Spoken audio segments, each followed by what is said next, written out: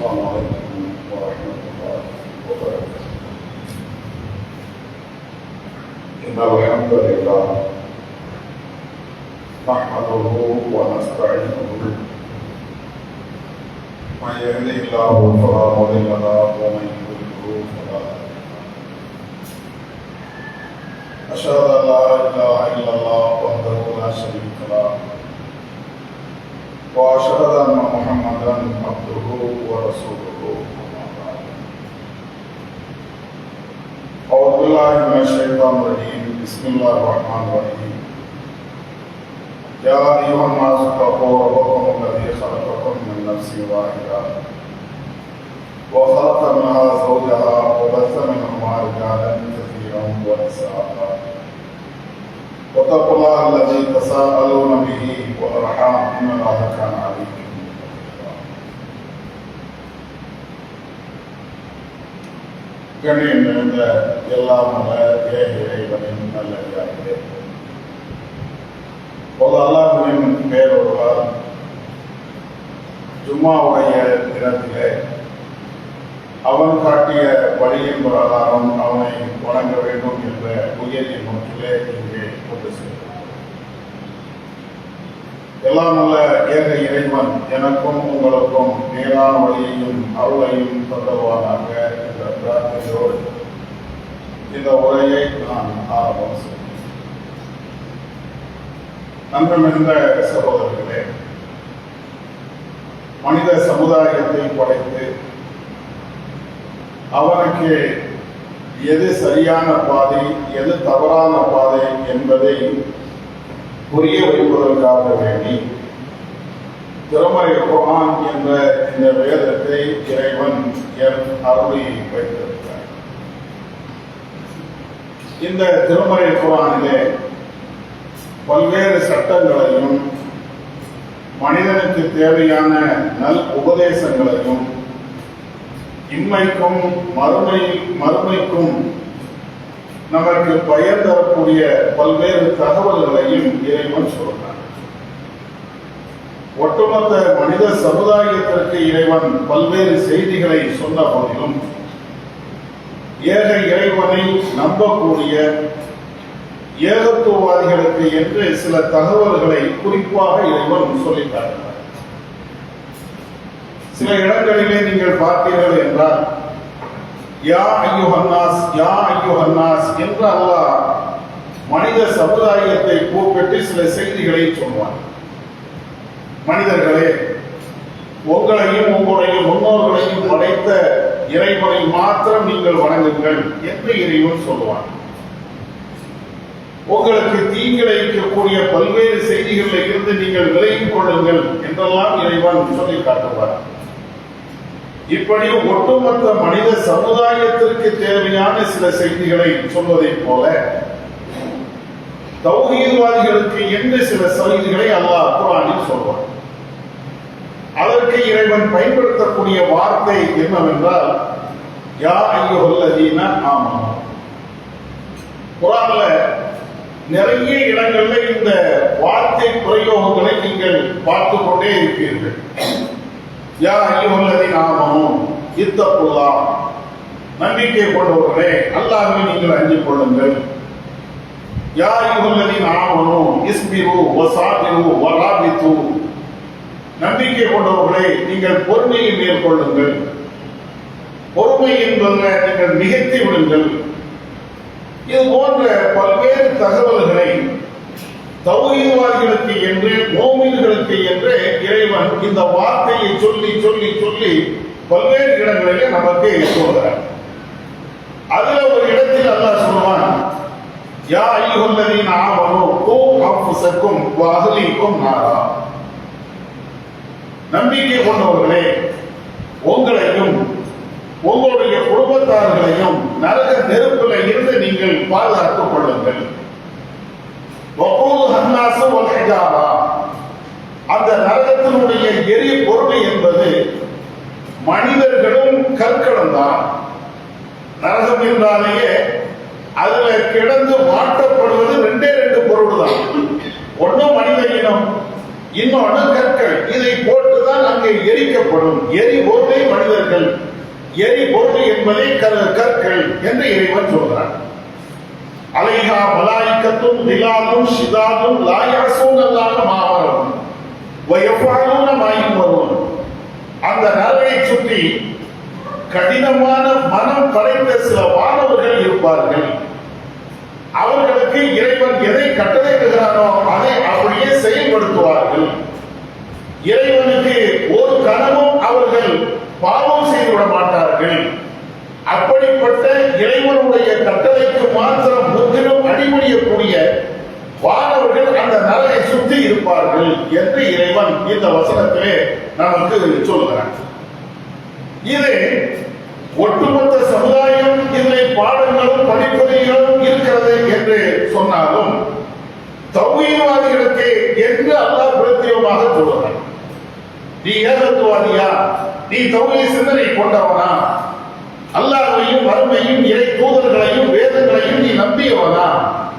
அப்படி என்றால் நீ எப்படி சொர்க்கம் போக வேண்டும் என்று நீ எண்ணுகிறாயோ, நீ எப்படி நரகத்தில் இருந்து உன்னை காத்துக் கொள்ள வேண்டும் என்று விரும்புகிறாயோ, அதே போன்று உன்னுடைய மனைவி, உன்னுடைய பிள்ளைங்க, உன்னுடைய பெற்றோர்கள், உன்னுடைய உறவுக்காரர்கள், இவர்கள் அத்தனை பேர்களுமே நரகத்திற்கு சென்றுவிடக் கூடாது என்ற அக்கறையும் கவலையும் உனக்கு இருக்க வேண்டும். இதைத்தான் அல்லாஹ் இங்கே சொல்கிறார்.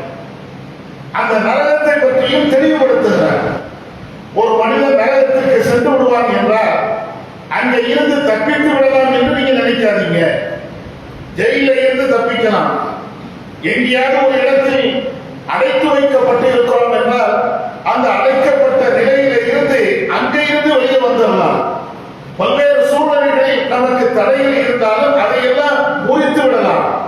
ஆனால் மறுமையில நீ உலகம் மாதிரி நினைக்காத.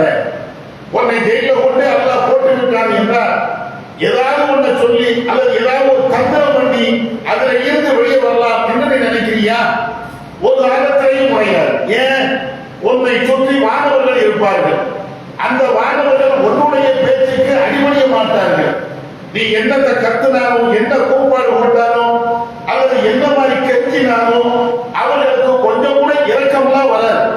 யாருக்கு? அந்த வானவர்கள், நரகத்தை சுற்றி இருக்கக்கூடிய அந்த வானவர்கள், நரகத்தில் கிடக்கக்கூடியவர்களை பாதுகாப்பதற்காக வேண்டிய இருக்கக்கூடிய அந்த வானவர்களுக்கு ஏதோ நீ கெஞ்சின உடனே அவங்க இறக்கப்பட்டு சரி உனக்கு கொஞ்ச நாள் தனித்தாரேன் இப்படின்னு சொல்லிடுவாங்களா?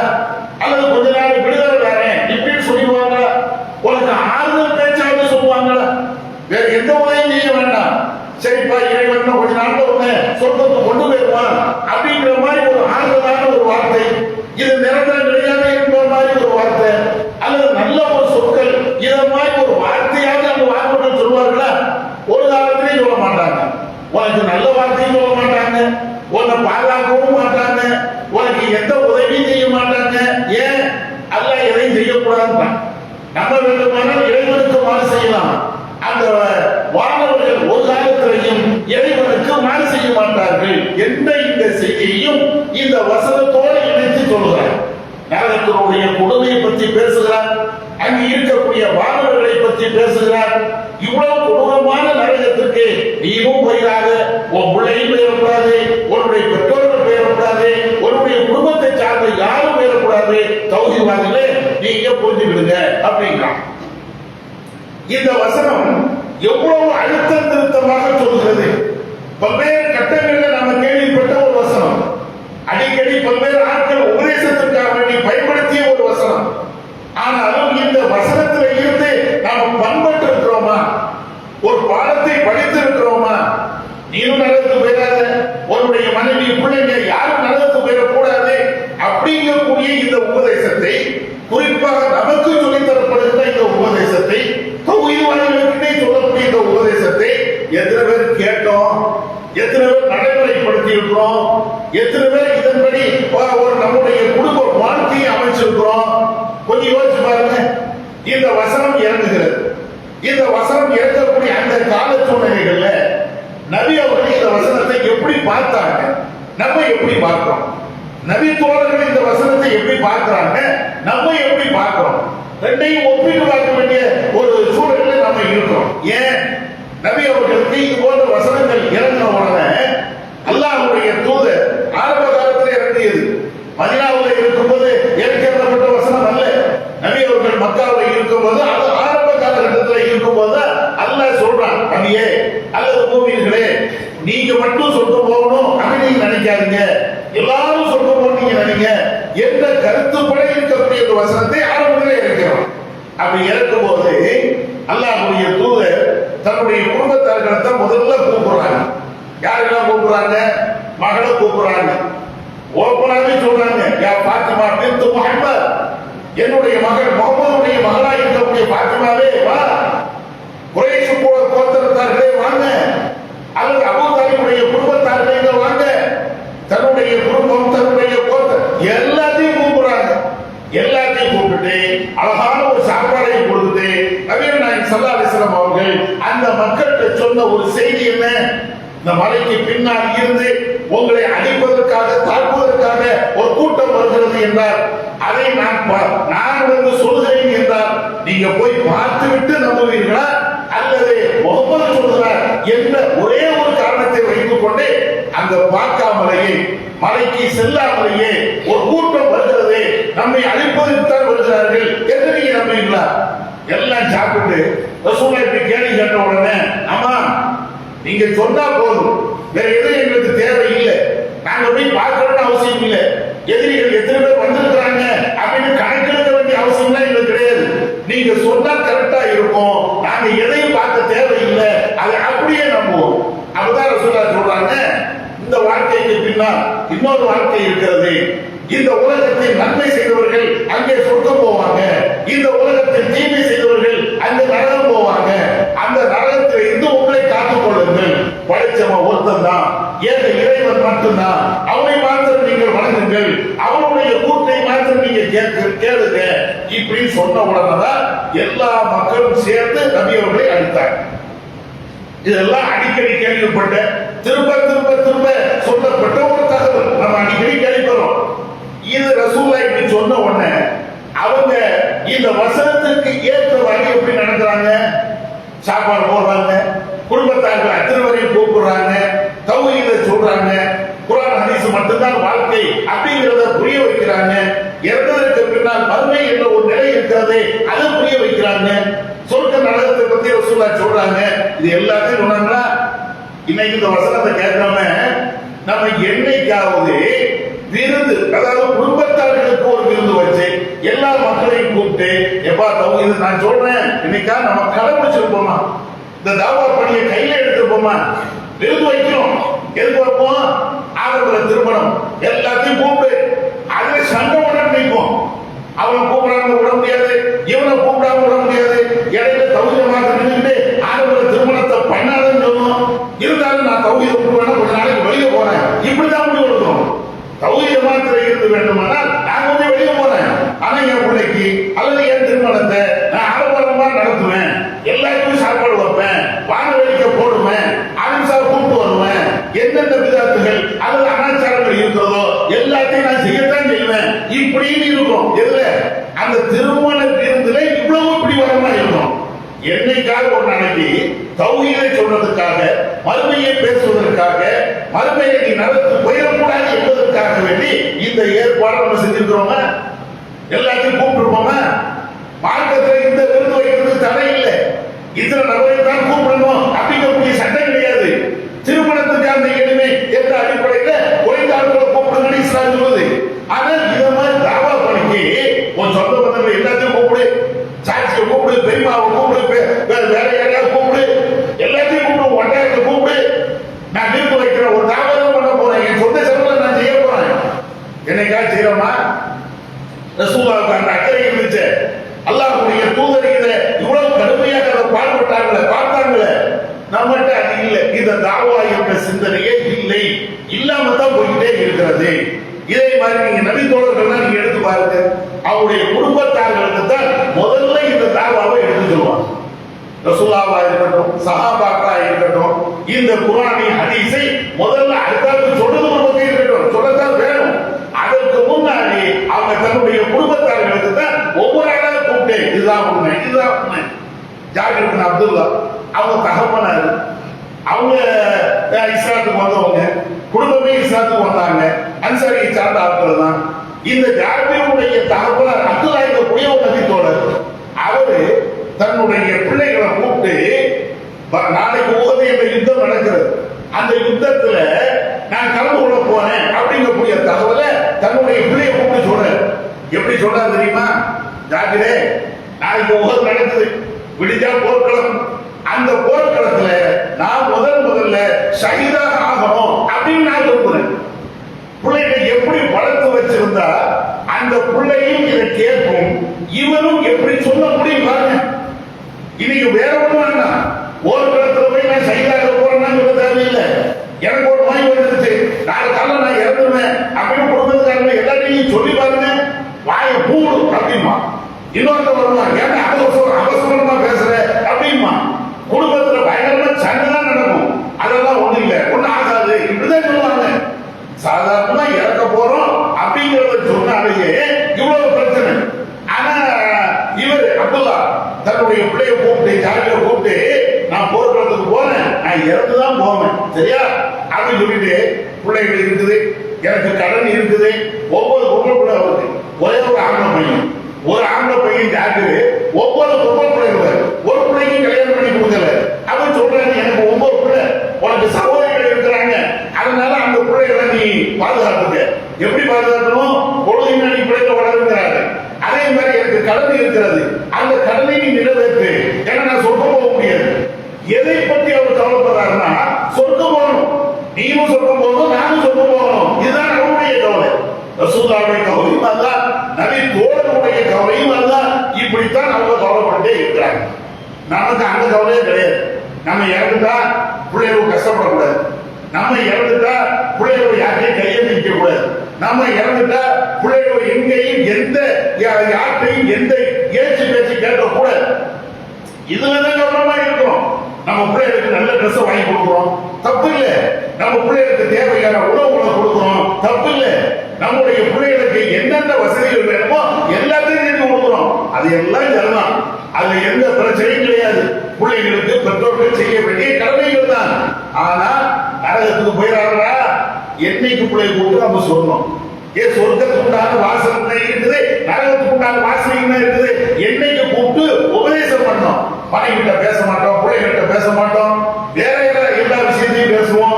இந்த இஸ்லாத்தை பற்றி சொல்றதுக்கு ரொம்ப யோசிப்போம், அல்லது வெட்கப்பட்டுட்டே உட்கார்ந்துருப்போம். ஆனா இஸ்லாம் அப்படி இல்லை. இன்னும் சொல்ல போனா, இன்றைக்கு இந்த குடும்ப தாவான்னு ஒண்ணு இருக்குது தெரியுமா? மற்ற தாவா அடுத்த ஆளுக்கு சொல்லணும், குடும்ப தாவா என்பது இன்னைக்கு ரொம்ப ரொம்ப அவசியம். ஒவ்வொரு காலத்திலையும் தேவை, குறிப்பாக இந்த காலத்துல ரொம்ப ரொம்ப தேவை. நேற்று கூட அடிக்கடி நீங்க கேள்விப்பட்டிருக்கீங்க, நேற்று ஒரு நம்ம தொகுதியின் குடும்பத்தை சார்ந்த ஒரு ஆள் தான் வந்து சந்திக்கணும் வாராரு. ஆமா, என்னங்க விஷயம் அப்படின்னு கேட்டாச்சுன்னா, அவர் குடும்பத்தில் நடந்து சொல்றாரு, என் குடும்பத்துல இந்த அவங்க சொந்தத்தை சொல்லி சொல்றாரு, இப்படி உறவு, அந்த உறவுக்காரத்துல 29 வயசு வரைக்கும் கல்யாணம் பண்ணல, நானும் மாப்பிள்ளை பார்க்கிறேன், அந்த மாப்பிள்ளை இந்த மாப்பிள்ளை இந்த மாப்பிள்ளை அந்த மாப்பிள்ளை இப்படின்னு எல்லா மாப்பிள்ளையும் பார்க்கிறேன், வேண்டாம் வேண்டாம் தட்டி வைக்குது. நாங்க என்ன நினைச்சிட்டோம்னா, உடல் ரீதியாக ஏதாவது குறை இருக்குமோ, திருமணத்துக்கு பின்னால வேற ஏதாவது குடும்ப வாழ்க்கையில பிரச்சனை ஆயிடும் அப்படிங்கிறதுக்காக அந்த பிள்ளை தவிர்க்குதோ, இப்படிங்கிற மாதிரிலாம் ஏதோ என்னென்ன கற்பனை உண்டு எல்லாமே பண்ணி பார்க்கிறோம். அந்த பிள்ளையும் கேட்கணும், அதெல்லாம் ஒண்ணு இல்லை, அப்படி இல்லை இப்படி இல்லை, சரி இந்த மாப்பிள்ளை வேண்டாம், அந்த மாப்பிள்ளை வேண்டாம், இந்த மாப்பிள்ளை ஒண்ணு வேண்டாம். கடைசி பார்த்தீங்கன்னா வேற ஒரு மதத்துக்காரனோடு, அதுவும் நம்ம அடிக்கணும் நினைக்கக்கூடிய ஒரு மதத்துக்காரனோடு போய் கல்யாணம் பண்ணிட்டு வந்து உட்கார்ந்து அந்த அவங்க அழுகிறாங்க, என்ன செய்யணுமே தெரியல. ஜமாத் ரீதியாக ஏதாவது செய்ய முடியுமா? என்ன செய்ய முடியும்? அப்பதான் சொல்றோம், நீங்க பிள்ளைகளை இன்னும் சொல்ல போனா பெரிய பெரிய படிப்பை படிக்க வச்சிருக்கிற நீங்க, நல்லா அந்த மாதிரி படிப்பு கற்பனை கூட இருக்காது. அவ்வளவு பெரிய படிப்பு, பொங்கல் பிள்ளைக்கு அந்த படிப்பு இந்த படிப்பு அந்த படிப்பு எல்லாம் இதுக்கிடையில் வெளிநாடு எல்லா காசு வாங்க பிள்ளைக்கு என்னென்ன தேவையோ எல்லாத்தையும் வாங்கி கொடுத்துருக்கிறாரு. இதை படிக்கணும், நான் படி, அதை படிக்கணும், நான் படி. 29 வயசு வரைக்கும் இன்னும் படிச்சுட்டு தான் இருக்குது. வேற ஒரு ஆளோட ஓடி போனாலும் இன்னும் படிப்பு வந்து முடியல, இன்னும் படிச்சுட்டு தான் இருக்குது. அப்ப இந்த உலக படிப்புக்கு நீ PhD படிக்கிறியா படி, இன்ஜினியரிங் படிக்கிறியா படி, டாக்டர் படிக்கிறியா படி.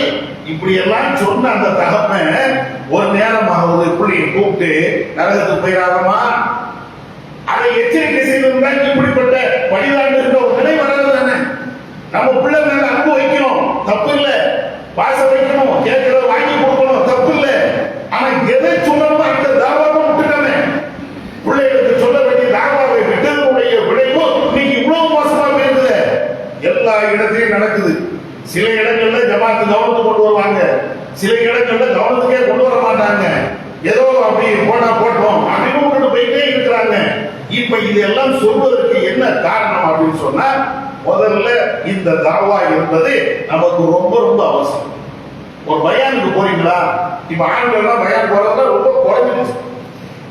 ஆண்கள் பயான் போறது ரொம்ப குறைஞ்சிருச்சு. யார் வருவா? பொம்பளை. நீங்க எடுத்துக்கிட்டீங்கன்னா இன்னைக்கு ஏதாவது ஒரு பயானு அப்படின்னாச்சுன்னா ஒரு 40-50 பொருட்கள் வளர்ந்து ஒரு பெண்கள் வந்துருவாங்க. ஆம்பளை பாருங்க, நாங்க எங்களுக்கு அங்க வேலை இருக்குது, இங்க வேலை இருக்குது. என்னப்பா வேலை? ஒரு மாசத்துக்கு ஒரு பயான் கேட்க முடியலையா? ஒரு வாரத்துக்கு ஒரு பயான் கேட்க முடியலையா? இதான தாவா. ஒண்ணு நீ 4 பேருக்கு எடுத்து சொல்லணும், அல்லது சொல்லக்கூடிய இந்த சத்திய கருத்தை காது கொடுத்து கேட்கணும். காது கொடுத்து கேட்கறது பெரிய கஷ்டம் தான். ஆனா கேட்டீங்கன்னா நரகத்துக்கு போக மாட்டோம். வேற என்ன இதுல இருக்குது? ஏன்னா ஆர்டர் பாடலாம், கச்சேரியா, நம்முடைய பொழுதுபோக்கு அம்சமா இதுல இருக்கிறது. பொழுதுபோக்கு அம்சம் இல்ல, குர்ஆனையும் ஹதீஸையும் பேசுகின்ற ஒரு சபை. அந்த சபையில போய் உட்கார்ந்தா இறைவனுடைய அருள் கிடைக்கும்.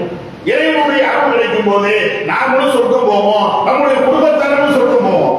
வேற என்ன அர்த்தம்? அவ எப்படி நம்ம இருக்கிறோம் ஒரு பயானை கேட்கறது கூட அவ்வளவு கஷ்டமா இருக்குது. இன்னும் சொல்ல போனா யூடியூப்லயும் சரி, சமூக வலைதளங்களையும் சரி, எத்தனையோ பயான் இருக்குது. எத்தனை பேர் பார்ப்போம்? சும்மா ஒரு பயான் 1/2 மணி நேரம் போடாதீங்க பாய்.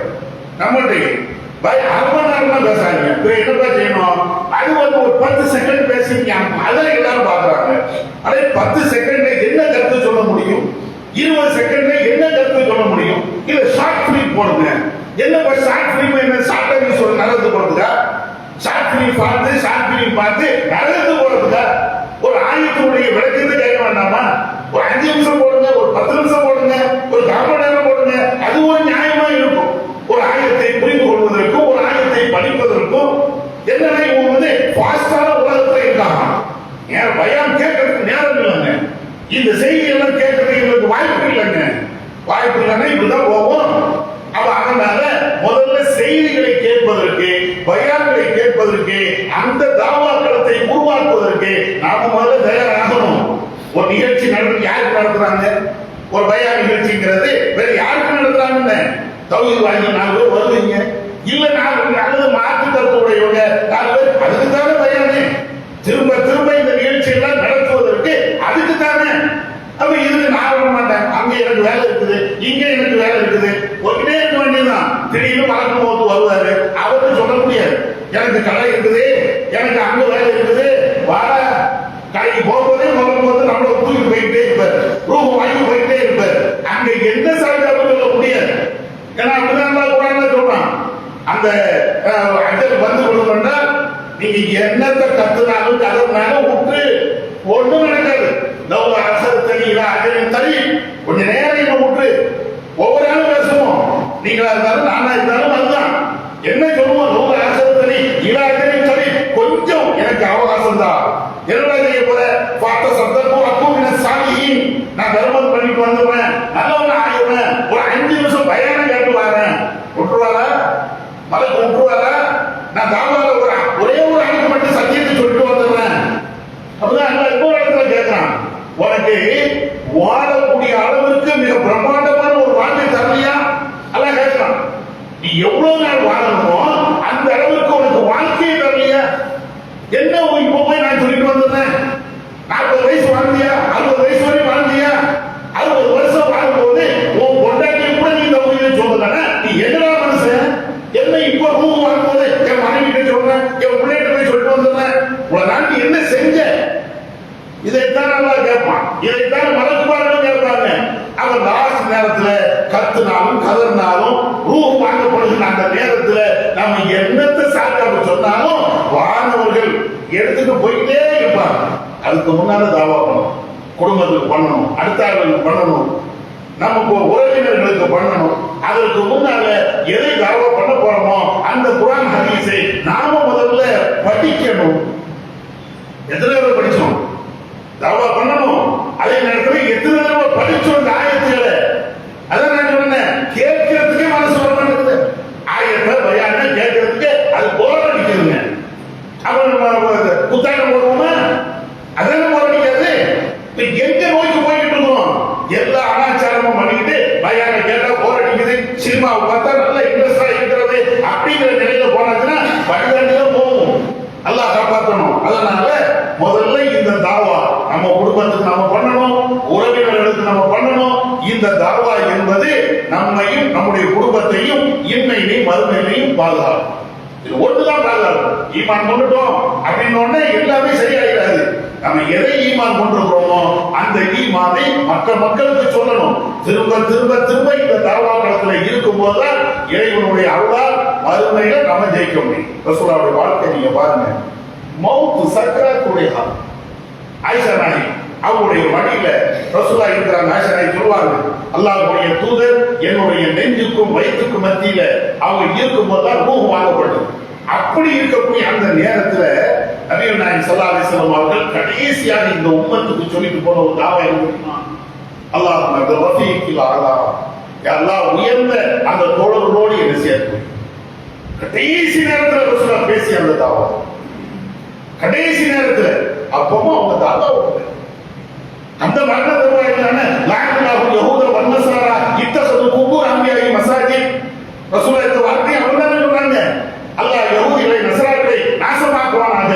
தங்களுடைய அதாவது பெரியவர்களை இறந்து அவங்கள நல்லவர்கள் இறந்ததற்கு பின்னால் அதுக்காக கட்டடத்தை கட்டி வழிபாட்டு ஸ்தலங்களாக ஆக்கிக் கொண்டார்கள். அவங்க நாசமா போட்டோம்.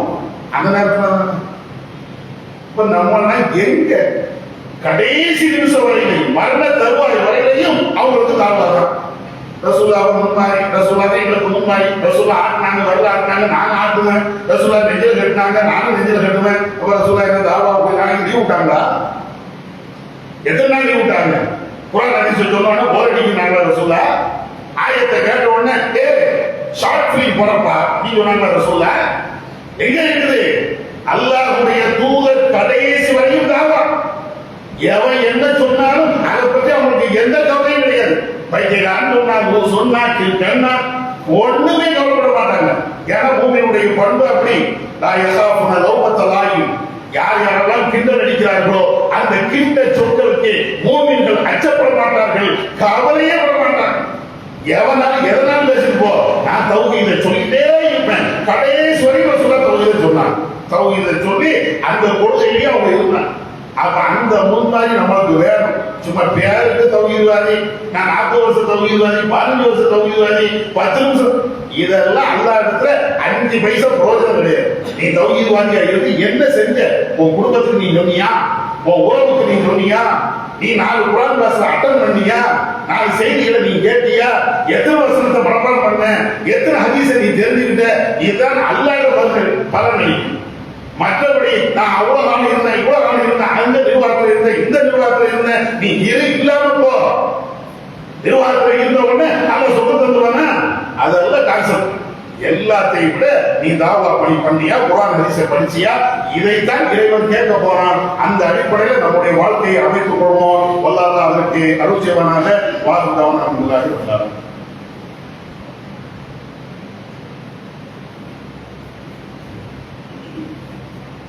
அல்ஹம்துலில்லாஹ் நஹ்மதுஹு வ நுஸல்லி அலா ரசூலிஹி கண்ணியத்துக்குரிய சகோதரர்களே,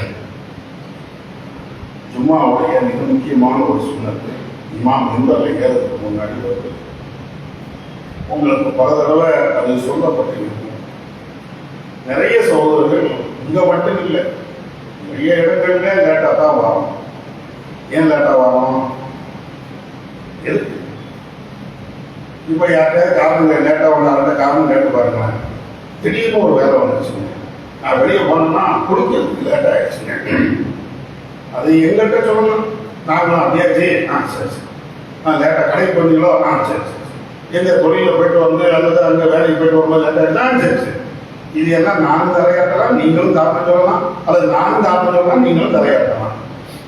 ஆனா மலக்குள் மௌத்து எந்த நேரத்துக்கும் வருவார், எந்த செகண்ட்லையும் வருவார், நமக்கு தெரியாது. ஏன்னா அப்படிதான் அந்த மரணத்தை அப்படிதான் வச்சிருக்கிறான். எவ்வளவு பெரிய ஜோசியக்காரனையும் நான் சொன்னா அப்படி நடக்கும் இப்படி நடக்கும் அது நம்ப முடியாது. ஒரு பேச்சுக்கு சொல்றான், அவன் சொன்னது நடக்குன்னா கூட ஒருத்தர் எப்படா சாவான அவருக்கும் தெரியாது. ஏன்னா எல்லாம் அப்படித்தான் சொல்றான். உங்களுடைய மரணம் எங்க எப்படி வரும் என்பது யாருக்கும் தெரியாது. ஆனா வரக்கூடிய நேரத்தில் சரியாக வரும், கரெக்டாக வரும். யாரும் அதற்கு தப்பவே முடியாது. நீங்க ஜும்மாவுக்கு லேட்டா வாரீங்க, அப்ப மரணம் போது வந்துட்டாரு, என்ன நடக்கும்? என்ன நடக்கும்? நீங்களே முடிவு பண்ணுங்க. எப்ப பார்த்தாலும் லேட்டா வரும். என்னைக்காவது ஒரு நாளைக்கு லேட்டுங்கிறது பேர். ரசூலுல்லாஹி காலத்துல பேசுற நபித்தோடு லேட்டா வந்துருக்காங்க, அது எப்பமா ஒருக்க நடக்குது. ஆனா எப்பமா இருந்தாலும் 1:30 மணிக்கு தான் நாம சொல்லுவாங்க. நம்ம ஒரு 1:25 கிளம்புவோம். இப்படின்னு ஒரு மனநிலையில் இருந்தோம் என்றால் இது என்ன தாவா, என்ன தொழில்வாதி, என்ன முஸ்லீம், நம்ம ரசூலுல்லாஹ்வுக்கு என்ன மரியாதை கொடுக்கிறோம்? ரசூலுல்லாஹ்வுக்கு மரியாதை கொடுக்கிறோம்ல, ஜமாத்துக்கு மரியாதை வேண்டாம், பேசக்கூடிய எனக்கு மரியாதை வேண்டாம், உங்களுடைய மற்ற முக்கியஸ்தர்களுக்கு அல்லாஹ் ரசூலுக்கு மரியாதை கொடுக்கணும் வேண்டாமா? ரசூலுல்லாஹ் என்ன சொன்னாங்க? ஏதாவது ஜும்மாவுடைய நாளா இருந்துச்சுன்னா முன்கூட்டியே வரணுங்கிறதுக்கு ஏகப்பட்ட நன்மையை ரசூலுல்லாஹ் சொன்னாங்க. சரி, குறைஞ்சபட்சம் இமாம் மிம்பர்ல ஏறதுக்கு முன்னாடியே நீங்க வந்துருங்க அப்படின்னாங்க. அதுக்கு பல்வேறு நன்மைகளை ரசூலுல்லாஹ் சொன்னாங்க. ஜும்மாவுக்கு என்று இருக்கக்கூடிய பிரத்யோக நன்மை இமாம் மிம்பர்ல ஏறதுக்கு முன்னால்தான் கிடைக்கும். அதுக்கு பின்னால வந்தாங்கன்னா ஏதோ நீங்க தொழுதிங்கக்கூடிய அந்த நன்மை எல்லாம் தருவான். அல்லாஹ் ஒரு காலத்தை அநியாயம் பண்ண மாட்டான். ஆனால் ஜும்மாவுக்கு என்று பிரத்யோகமான ஒரு நன்மைகள் இருக்கா இல்லையா, அந்த நன்மைகள் கிடைக்காதுன்னு சொல்றாங்க. அப்ப நம்ம வந்து இவ்வளவு கஷ்டப்பட்டு தூரத்துல இருந்தெல்லாம் வந்து என்ன புண்ணியத்தை நீங்க தேட போறீங்க?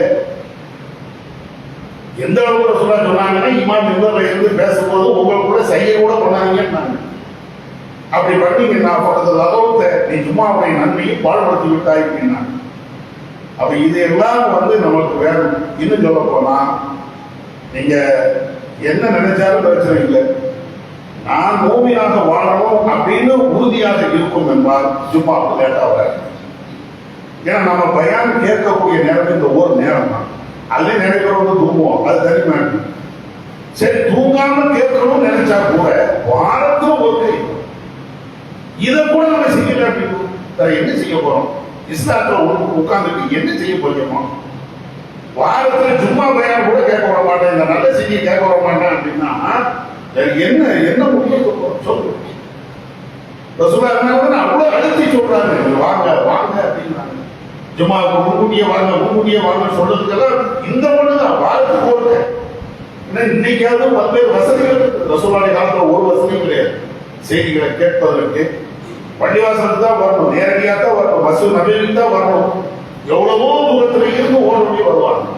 அப்ப அதெல்லாம் நம்ம ஈமானோடு வாழணும் அப்படின்னா குறைஞ்சபட்சம் வாரத்துக்கு ஒரு பையனா கேட்கறதுனால முடிப்பாங்க. ஏதாவது ஷார்ட் பிலிமை கேட்கணும்னு நினைக்காது, ஒரு 1/2 மணி நேரம் என்ன சொல்றாருன்னு கேட்போம். அவர் பேசுறது போர் அடிக்கதான் அடிக்கணும், பிரச்சனை இல்லை. ஆயுதம் தானே சொன்னாரு, ஆயுதத்தை கேட்கறதுக்கு நம்ம உண்டா இல்லையா? சொல்லக்கூடிய விதம் சில நேரங்கள்ல ரசனையா சொல்லுவாங்க, சில பேர் போர் அடிக்கிற மாதிரி கூட சொல்லுவாங்க, பிரச்சனை இல்லை.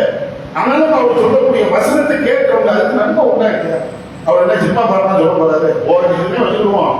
நல்லா ஜிம்மா பாருங்க, ஏதாவது ஒரு பொம்பளை இருந்தா பின்னால போங்க, நல்லா தண்ணி அடிங்க, இப்படியா பேச போறாரு? போர் அடிக்கக்கூடிய பேச்சா இருந்தாலும் நன்மையை தானே சொல்ல போறாரு. தொழுவுங்க பாரு, நோம்பு வைங்க பாரு, குரான படிங்க பாரு, இந்த மாதிரி கருத்தை தானே சொல்ல போறாரு. அப்ப அதனால பயான மிஸ் பண்ணாதீங்க. அது வந்து நம்முடைய ஈமானை பாதிக்கும். என்றைக்கெல்லாம் நீங்க பயானை கேட்டுட்டே இருக்கிறீங்களோ அது நம்முடைய ஈமானை வலுப்படுத்தும். அல்லாஹ் அப்படிதான் சொல்றோம், வைதா துத்துலா அலைஹிம் ஆயாத்துனா ஸாதத்துஹும் ஈமானா. அல்லாஹ் சொல்றான், நான் சொல்லுறேன், நீங்கள் இறைவனுடைய வசனத்தை உங்களிடத்தில் ஓதி காட்டப்படும் என்றால் அவர்களுக்கு ஈமான் அதிகம். நீங்க வசனத்தை கேட்க கேட்க, இந்த இஸ்லாமிய சட்டங்களை கேட்க கேட்கத்தான் நம்முடைய ஈமான் நல்லா இருக்கும். என்னைக்கெல்லாம் இதை கேட்க மாட்டோமோ, ஒதுங்கணுமோ, லேட்டா வாரமோ, அன்னைக்கெல்லாம் நம்முடைய ஈமான் சுருங்கிட்டே. அதனால முன்கூட்டியே திட்டமிட்டா எந்த பிரச்சனையும் கிடையாது. கல்யாணம் எவ்வளவு கரெக்டா போறோம், ஒவ்வொரு ட்ரெயினை பிடிக்கணும்னா, பஸ்ஸை பிடிக்கணும்னா, ஒரு வியாபாரம் நடத்தணும்னா எவ்வளவு கரெக்டா போகணும். நாளைக்கு ஒரு 10,000 ரூபாய் தாராங்கன்னா லைட்டா பெரியவில்லை, 10 மணிக்கு வந்தாருந்தப்ப 10,000 ரூபாய் அப்படின்னா 9:50 போய் கிடக்க மாட்டீங்களா, படுக்க மாட்டீங்களா? அதே மாதிரிதான். அப்ப அதனால இவைகள் எல்லாமே நம்ம தெரிஞ்ச செய்திகள் தான். இருந்தாலும் நினைவூட்டலுக்காக சொல்லிக் கொள்றோம். இன்ஷா அல்லாஹ் வரக்கூடிய வாரங்கள்ல இருந்து இதை நம்ம ரசூலுல்லாஹ்வுடைய சுன்னத்தை முழுமையாக நம்ம கடைபிடிப்போம். அதாவது இந்த ஜும்மாவுடைய சுன்னத்தை சொன்னோம், இந்த சுன்னத்தை முழுமையாக கடைபிடிப்போம். கொள்ளலாம் நம்ம கேட்டதன் அடிப்படை செய்யக்கூட அவர் அருள் செய்வாராக வாழ்க்கை